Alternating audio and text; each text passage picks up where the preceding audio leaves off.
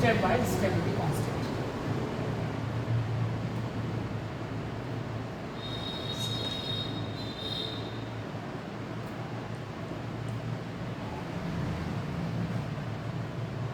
Step by stability constant. तो होता क्या है, जब भी हम कोई कॉम्प्लेक्स बनाते हैं तो जनरली हम दो तरह से बनाते हैं, एक तो स्टेप वाइज बनाते हैं, एक दूसरे तरीके से हम उसको ओवरऑल तरीके से बना सकते हैं। तो जब भी कोई कॉम्प्लेक्स कंपाउंड स्टेप वाइज बनता है तो उसके जो कांस्टेंट होते हैं उनको हम step by step constant consider करते हैं। जैसे हमने कहा हमारे लिए कोई Ml4 टाइप का कॉम्प्लेक्स बनाना है Ml, तो हम इसको दो तरह से बना सकते हैं।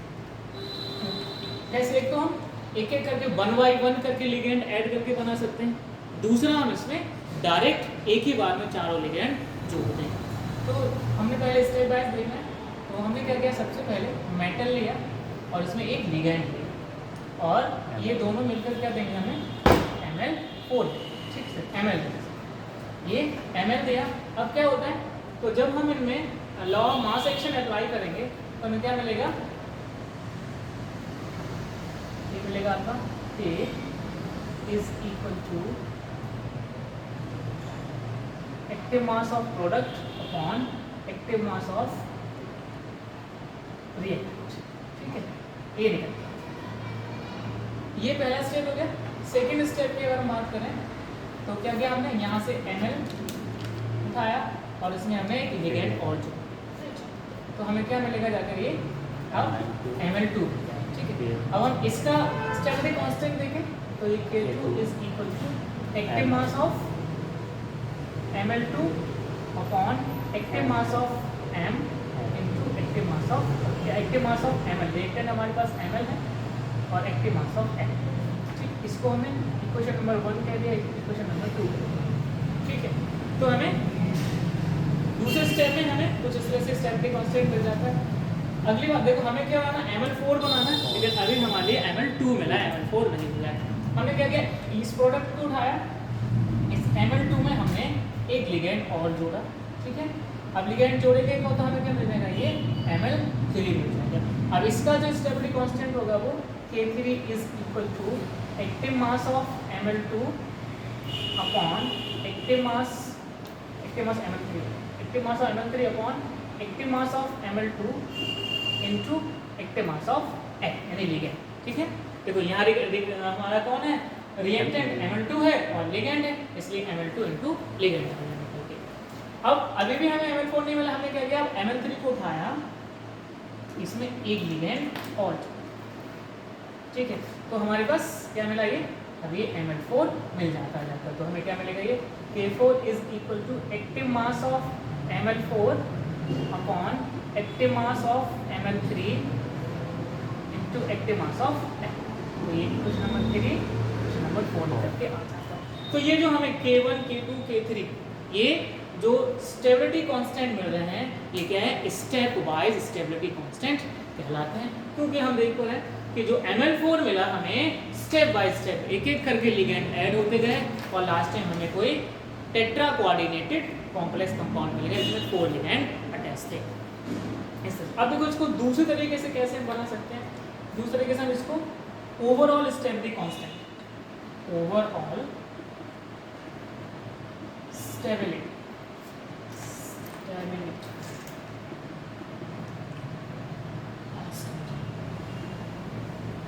इसमें क्या होता है, हमने क्या करेंगे, डायरेक्ट हमने क्या लिया, एक मेटल लिया और 4 लिगेंड्स लेंगे।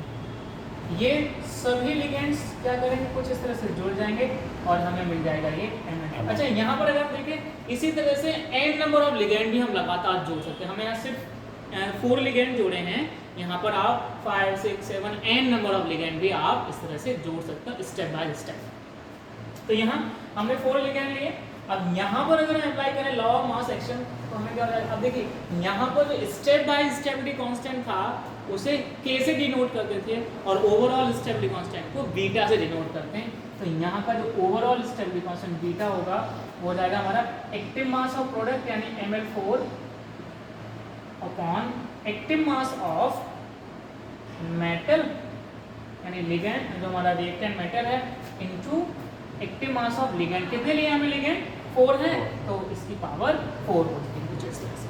ठीक है, तो ये हमारा ये जो बीटा निकल के आया यही हमारा कहलाता है ओवरऑल स्टेबिलिटी कांस्टेंट। ये हमारे स्टेप बाय स्टेबिलिटी कांस्टेंट कहलाते हैं। ठीक है, इसको जरा नोट करो।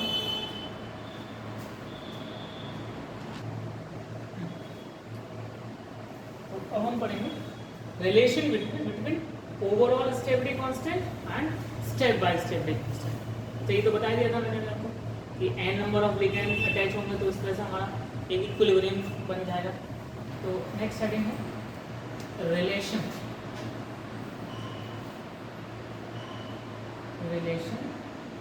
Between overall stability constant and step by step constant. ठीक है, डालो रिलेशन। ये पूरा का पूरा टॉपिक इंपॉर्टेंट है, एग्जाम में तो पूछा जाता है। Relation between overall stability constant and step by stability constant.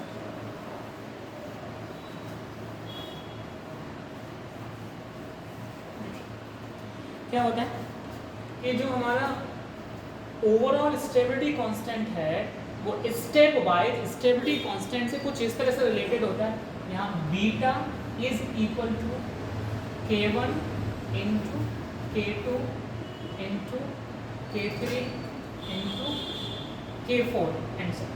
ठीक है, ये होता है beta is equal to K1 into K2 into K3 into K4 होता है।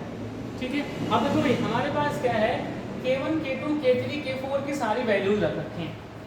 तो हम क्या करेंगे यहाँ से K1 की वैल्यू क्या है ये दे रखी है, similarly K2 K3 and K4 की वैल्यू सारे यहाँ सब्स्टिट्यूट कर देंगे हम।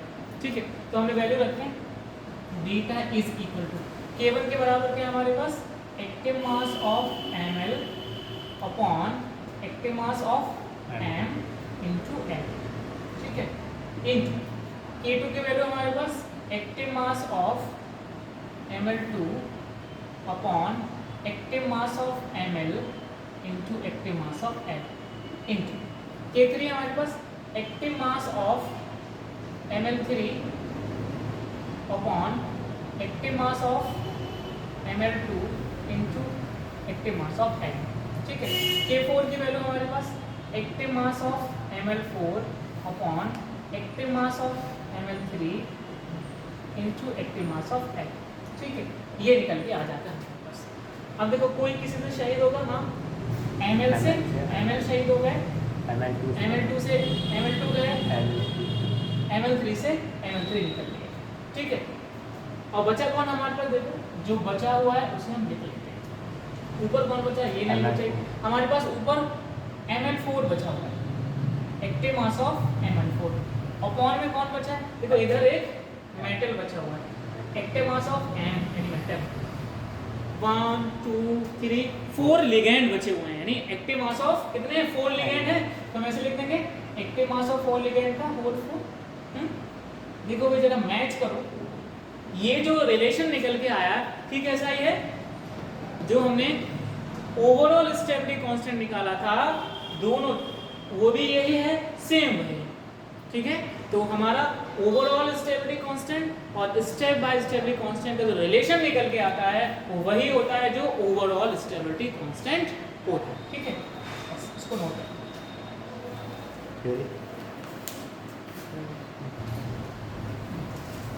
अब हम बात करेंगे factors affecting stability constant.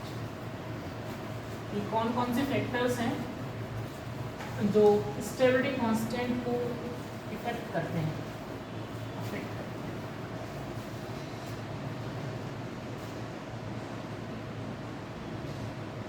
Factors डालेंगे हेडिंग अफेक्टिंग स्टेबिलिटी कांस्टेंट। देखिए जितना ज़्यादा स्टेबिलिटी कांस्टेंट की वैल्यू होगी कॉम्प्लेक्स कंपाउंड उतना ही ज़्यादा स्टेबल होगा।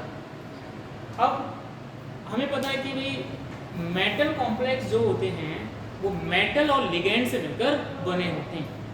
इसका मतलब कि कोई मेटल लिगेंड से इलेक्ट्रॉन एक्सेप्ट करता है, लिगेंड इलेक्ट्रॉन्स को डोनेट करता है और मेटल एक्सेप्ट करता है, तब जाकर मेटल कॉम्प्लेक्स बनेगा जाकर। इसका मतलब यहाँ सिर्फ और सिर्फ दो चीजें हैं, यानी मेटल है और लिगेंड है।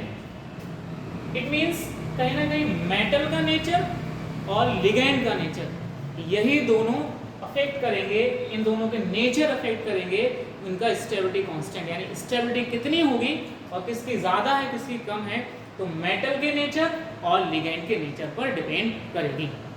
अब देखिए होता क्या है, क्योंकि मेटल एक्सेप्ट कर रहा है इलेक्ट्रॉन्स के लिए और लिगेंड डोनेट कर रहा है, इट मीन्स कि मेटल कितनी जल्दी एक्सेप्ट करेगा और लिगेंड कितनी जल्दी और कितनी आसानी से डोनेट करेगा, इस पर ये डिपेंड करेगा इनका stability constant.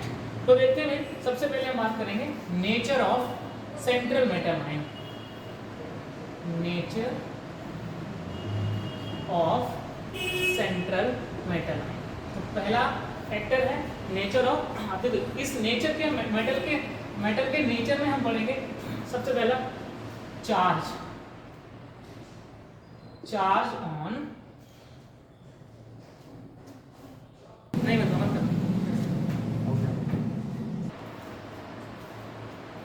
Charge on central metal. देखिए जनरली जो सेंट्रल मेटल आयन होता है वो पॉजिटिवली चार्ज होता है।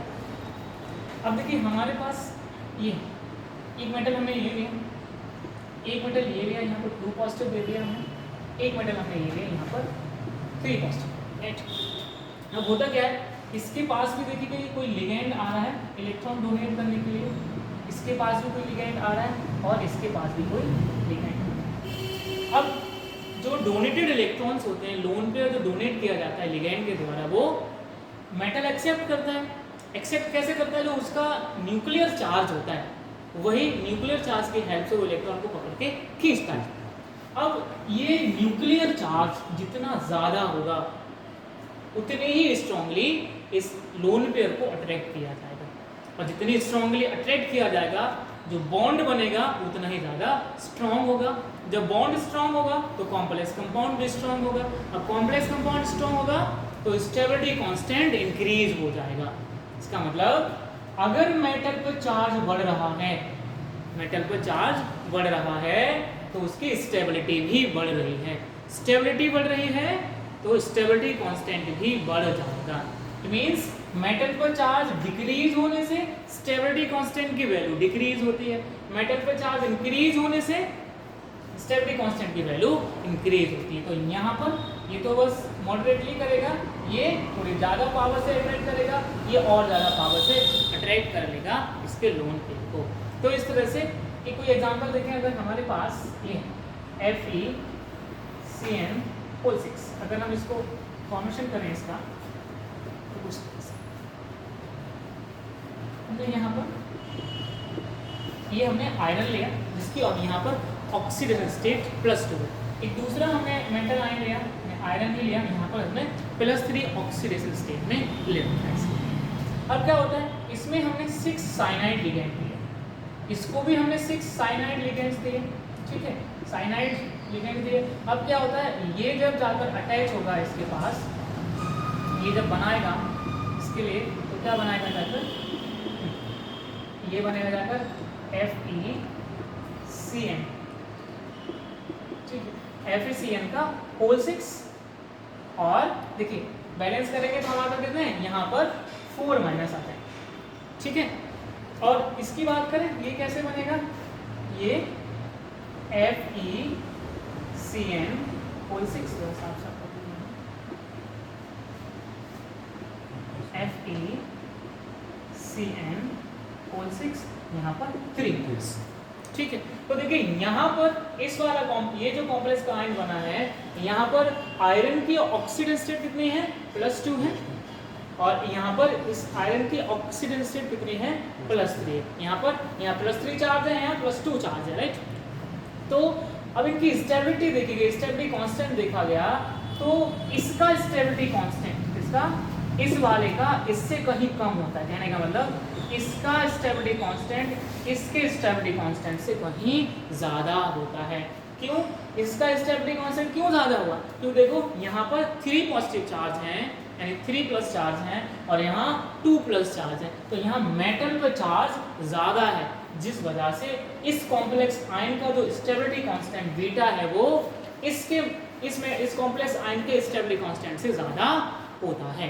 तो इस तरह से कंफर्म हो जाता है कि जो मेटल पर चार्ज है, सेंट्रल मेटल आयन पर चार्ज है, वो इंक्रीज होगा तो स्टेबिलिटी भी इंक्रीज होती चली जाती है। अगली बात करेंगे, दूसरा है size of central metal ion. Size of central metal ion, metal का साइज जितना छोटा होगा, मेटल का साइज जितना छोटा होगा तो मेटल कॉम्प्लेक्स बनेगा उतना ही ज़्यादा स्ट्रॉन्ग होगा, स्टेबल होगा। यानी साइज छोटा होने से स्टेबल कॉम्प्लेक्स बन रहा है, जब स्टेबल कॉम्प्लेक्स बनेगा तब उसका स्टेबिलिटी कांस्टेंट भी ज़्यादा होगा। जैसे अगर हम कोई एक पीरियड है लिथियम, ये बाद में आपका beryllium, boron, carbon, nitrogen, oxygen, ठीक है, हम मेटल की बात कर रहे हैं, हाँ मेटल लेंगे, ठीक है। तो lithium, sodium, potassium, rubidium, caesium, ठीक है, फ्रांशियम तो रेडियोएक्टिव होता है, उसको छोड़ दिया। तो देखिए हमारे पास क्या है, लिथियम मेटल है, सोडियम है, पोटेशियम है, रुबिडियम, सीजियम, ये आपके एस ब्लॉक के एलिमेंट है, एस ब्लॉक के फर्स्ट ए ग्रुप के एलिमेंट है। तो अगर हम साइज की बात करें, ये क्या ग्रुप लिया है, और हमें पता है जैसे जैसे ग्रुप में हम अप टू डाउन, जहाँ हमने ये इस वाले को ऐसे करके लिख लिया, किसी भी ग्रुप में हम अप टू डाउन मूव करते हैं तो उनका साइज इंक्रीज होता जाता है। तो यहाँ देखिए लिथियम का साइज सबसे छोटा है, ठीक है, लिथियम का साइज सबसे छोटा है, देखो तो इसका साइज सबसे बड़ा है ये। अगर हम साइज का ऑर्डर देखें तो हमें ये दिखाई देता है, सीजियम का साइज सबसे बड़ा, रुबिडियम उससे बड़ा, पोटेशियम उससे बड़ा, और सोडियम उससे बड़ा, और लिथियम सबसे छोटा है यहाँ पर। उल्टा बोल दिया, हाँ उल्टा बोला, देखो सही तो सीजियम सबसे बड़ा, रुबिडियम उससे छोटा, हाँ उल्टा बोला, सीजियम सबसे बड़ा, रुबिडियम उससे छोटा, पोटेशियम उससे छोटा, सोडियम उससे छोटा, और लिथियम सबसे छोटा होता है, ठीक है। अब देखो जब साइज का क्या, ये देखो हम आगे बढ़ रहे हैं तो क्या ये इंक्रीजिंग ऑर्डर है, ये साइज का इंक्रीजिंग ऑर्डर है। अगर हम इनके मेटल कॉम्प्लेक्स की बात करें, स्टेबिलिटी की बात करें, तो सबसे स्टेबल कॉम्प्लेक्स किसका बनेगा, लिथियम का बनेगा, क्योंकि इसका साइज सबसे छोटा होता है। तो लिथियम का साइज सबसे छोटा है, तो छोटा साइज होने की वजह से इसका जो स्टेबिलिटी कांस्टेंट होगा इसके कॉम्प्लेक्स आयन का, वो सबसे ज़्यादा होगा। तो अब स्टेबिलिटी कांस्टेंट की बात करें, ये क्या है, साइज का ऑर्डर है, ये किसका है, साइज का ऑर्डर, साइज का ऑर्डर है। और स्टेबिलिटी कांस्टेंट, स्टेबिलिटी कांस्टेंट के ऑर्डर की बात करें तो सबसे ज्यादा किसका होगा स्टेबिलिटी कांस्टेंट, लिथियम का। ये जस्ट अपोजिट हो जाएगा, उल्टा हो जाएगा, लिथियम का सबसे ज्यादा स्टेबिलिटी कांस्टेंट, उससे कम सोडियम, उससे सोडियम का हो जाएगा, उससे कम आपका पोटेशियम का हो जाएगा, उसके बाद रुबिडियम हो जाएगा, और सबसे कम आपका सीजियम हो जाएगा। क्योंकि जितना साइज छोटा होगा स्टेबिलिटी कांस्टेंट उतना ही ज़्यादा होता है। तो साइज भी मैटर करता है, ठीक है। अगला फैक्टर क्या है मेटल आयन की, अगर हम बात कर रहे हैं तो नेक्स्ट फैक्टर है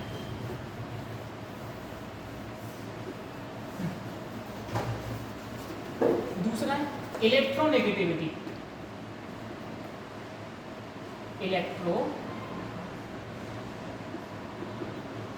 नेगेटिव। अब देखिए वैसे तो मेटल इलेक्ट्रोपॉजिटिव होते हैं, मेटल इलेक्ट्रोपॉजिटिव होते हैं, इलेक्ट्रॉन लूज करते हैं, लेकिन भाई कॉम्प्लेक्स कंपाउंड में जो मेटल होता है वो आयनिक फॉर्म में होता है, यानी उस पर पॉजिटिव चार्ज है। अब भाई भले ही ये मेटल हैं, भले ही ये मेटल थे, लेकिन इलेक्ट्रॉन लूज करने के बाद जब इन पे पॉजिटिव आता है तो अब ये चाहते हैं कि मुझे भी कहीं से इलेक्ट्रॉन मिल जाएं जिससे मैं न्यूट्रल हो जाऊं। इलेक्ट्रॉन तो लूज कर देते हैं मेटल, लेकिन अपने आप को न्यूट्रलाइज करने के लिए किसी से भी इलेक्ट्रॉन को एक्सेप्ट करने की टेंडेंसी रखते हैं। अब इलेक्ट्रोनेगेटिविटी हमें पता है, इलेक्ट्रॉन्स को अपनी ओर अट्रैक्ट करने की जो कैपेसिटी है वही इलेक्ट्रोनेगेटिविटी कहलाती है। इट मींस किसी भी मेटल आयन की इलेक्ट्रोनेगेटिविटी जितनी ज्यादा होगी, बॉन्ड उतना ही ज्यादा स्ट्रॉन्ग बनेगा। बॉन्ड स्ट्रॉन्ग बनेगा तो स्टेबिलिटी कांस्टेंट की वैल्यू बढ़ जाएगी। इसका मतलब इलेक्ट्रोनेगेटिविटी बढ़ने से स्टेबिलिटी कांस्टेंट की वैल्यू भी इंक्रीज हो जाती है। तो जितनी ज्यादा इलेक्ट्रोनेगेटिविटी सेंट्रल मेटल आयन की, उसका स्टेबिलिटी कांस्टेंट भी उतना ही ज्यादा होता है, क्योंकि बॉन्ड स्ट्रॉन्ग बनेगा, अट्रैक्शन ज्यादा होगा तो बॉन्ड स्ट्रॉन्ग बनेगा जाकर। ठीक है, अब हम बात करते हैं नेचर ऑफ लिगेंड। ये मेटल की नेचर की बात की हमने, अब बात करेंगे हम nature of ligands. Nature of ligands, देखिए यहां पर भी अगर हम बात करें, सबसे पहला charge on ligand, charge on ligand. देखिए लिगेंड जो होते हैं वो इलेक्ट्रॉन रिच स्पेसीज होती हैं, यानी उनमें इलेक्ट्रॉन अधिक क्वांटिटी में होती है। हमें पता है अगर कोई इलेक्ट्रॉन रिच स्पेसीज हैं तो उन पर जनरली नेगेटिव चार्ज होता है, माइनस चार्ज होता है। इसका मतलब लिगेंड पर जनरली माइनस चार्ज हमें देखने को मिलता है। तो अब देखो भाई, इलेक्ट्रॉन जितने ज्यादा होंगे कहीं पर, नेगेटिव चार्ज उतने ही ज्यादा होंगे। अगर किसी लिगेंड पर चार्ज ज्यादा है, यानी नेगेटिव चार्ज ज्यादा है, इसका मतलब वहां इलेक्ट्रॉन ज्यादा है। अब भाई किसी पर इलेक्ट्रॉन ज्यादा है तो डोनेट भी उतनी आसानी से कर दे, क्योंकि लिगेंड तो भाई डोनेट करने के लिए आ रहा है मेटल के लिए। तो अगर लिगेंड पर माइनस चार्ज ज्यादा है तो उस पर इलेक्ट्रॉन डेंसिटी ज्यादा होगी। इलेक्ट्रॉन डेंसिटी ज्यादा होगी तो वो मेटल को उतनी इजीली ही डोनेट करेगा और बॉन्ड भी उतना ही ज्यादा स्ट्रॉन्ग बनेगा। इसका मतलब कि यहाँ पर नेगेटिव चार्ज जितना ज्यादा होगा उतना ही स्टेबल कॉम्प्लेक्स बनेगा। जैसे हमने एक एग्जांपल देखा था, हमने ये दिया था सिल्वर Ag+, हमने यहाँ पर क्या किया, यहाँ दो साइनाइड आयन दिए थे और हमें क्या मिला था, ये AgCN2 और ठीक है, ये मिला था। हमने ये कंपेयर किया था। फिर हमने क्या किया, सिल्वर और यहाँ पर हमने यहाँ पर अब दो अमोनिया लिगेंड दिए, दो अमोनिया लिगेंड दिए तो हमें कुछ इस तरह से कॉम्प्लेक्स कंपाउंड मिला था, NH3 और ये फर्स्ट। ठीक है, तो देखो हमने देखा था कि भाई इसका स्टेबिलिटी कांस्टेंट, इसका स्टेबिलिटी कांस्टेंट बीटा इसके स्टेबिलिटी कांस्टेंट बीटा से बहुत ज्यादा था। इसकी वजह क्या थी, क्योंकि भाई देखो यहाँ पॉजिटिव चार्ज है और यहाँ क्या है, इसके लिगेंड पर, इस लिगेंड पर माइनस चार्ज है। तो यहाँ पर strong electrostatic force of attraction है, यानी यहाँ पॉजिटिव और नेगेटिव स्ट्रॉन्ग अट्रैक्शन हो रहा है, स्ट्रॉन्ग बॉन्ड बन रहा है, जिससे इसका स्टेबिलिटी कांस्टेंट भी ज्यादा है। लेकिन यहाँ बात करें, सिल्वर तो वही है, एक पॉजिटिव है, लेकिन यहाँ अमोनिया एक न्यूट्रल लिगेंड होता है। अब न्यूट्रल लिगेंड है तो इसके कंपैरिजन में ये कम इलेक्ट्रॉन डोनेट करेगा या फिर कम इसको अट्रैक्ट कर पाएगा मेटल आयन इसके इलेक्ट्रॉन्स को, जिसकी वजह से यहाँ जो बॉन्ड बनेगा वो उतना स्ट्रॉन्ग नहीं होगा जितना इसके केस में हो जाएगा। इसीलिए इस कॉम्प्लेक्स आयन का स्टेबिलिटी कांस्टेंट इस कॉम्प्लेक्स आयन से कम होता है। तो चार्ज लिगेंड पर मायने रखता है, वो भी अफेक्ट करता है स्टेबिलिटी कांस्टेंट को। नेक्स्ट अगर हम बात करें साइज की, साइज की अगर हम बात करें, size of ligand, size of ligand. ठीक है, साइज क्या होता है, लिगेंड का साइज जितना छोटा होगा उतना ही स्ट्रॉन्ग बॉन्ड बनेगा। कैसे करके देखो, अगर कोई लिगेंड, जैसे हमने कहा क्लोराइड लिया और फ्लोराइड लिया, ये दोनों हमने कहीं पर एज ए लिगेंड अटैच किए, तो फ्लोराइड का जो कॉम्प्लेक्स आयन बनेगा वो क्लोराइड के कॉम्प्लेक्स आयन से मोर स्टेबल होगा, क्योंकि ये इसके कंपैरिजन में स्ट्रांगली फिट हो जाता है। छोटा साइज होता है जिससे लिगेंड का साइज बड़ा होने से इतनी अच्छी बॉन्डिंग नहीं कर पाता है। तो फ्लोराइड का जो कॉम्प्लेक्स बनेगा वो मोर स्टेबल होगा क्लोराइड का जो कॉम्प्लेक्स बनेगा उसके मुकाबले।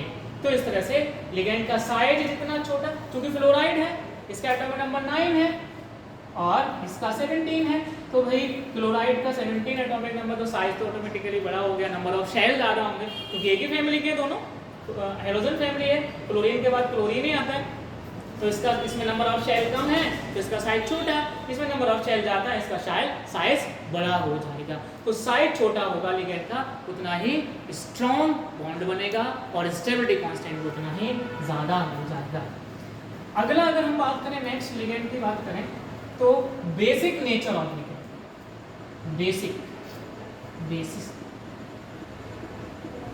Basic nature of ligand.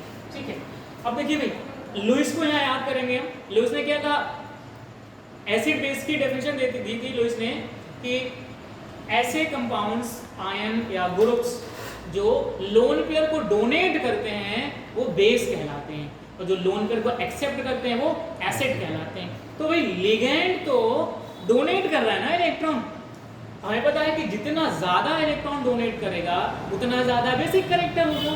इसका मतलब अगर किसी भी लिगेंड में बेसिक कैरेक्टर ज्यादा है, इसका मतलब इलेक्ट्रॉन बहुत ज्यादा क्वांटिटी में इजीली डोनेट कर रहा है। अब कोई आसानी से और ज्यादा क्वांटिटी में इलेक्ट्रॉन डोनेट कर रहा है, उसका बॉन्ड स्ट्रॉन्ग बनेगा और बॉन्ड स्ट्रॉन्ग बनेगा तो कॉम्प्लेक्स कंपाउंड भी स्ट्रॉन्ग बनेगा और स्टेबिलिटी कांस्टेंट इस तरह से बढ़ जाता है। तो ये दो फैक्टर है हमारे, नेचर ऑफ मेटल आयन और नेचर ऑफ लिगेंड, जो स्टेबिलिटी कांस्टेंट को इफेक्ट करता है।